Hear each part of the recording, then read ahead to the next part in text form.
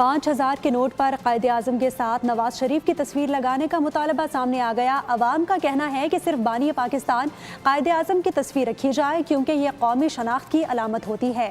एटमी धमाकों का credit doctor Abdul Qadeer Khan को जाता है। अगर नोट पर ज़ाती पसंद नापसंद के मुताबिक तस्वीर लगाई जाएँ तो वो करेंसी नहीं बल्कि सिर्फ एक फ़ोटोग्राफ बनकर रह जाएगा।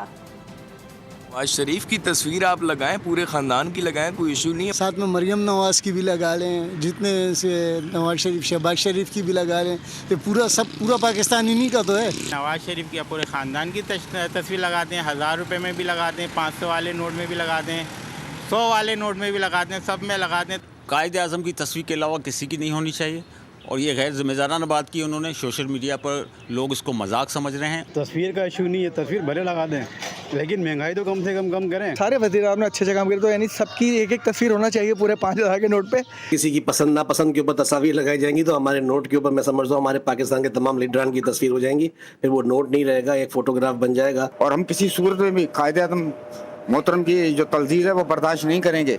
पार्टी को चाहिए कि इसके खिलाफ सख्त एक्शन ले। सब्सक्राइब करें और बेल दबाएं ताकि कोई खबर रह न जाए।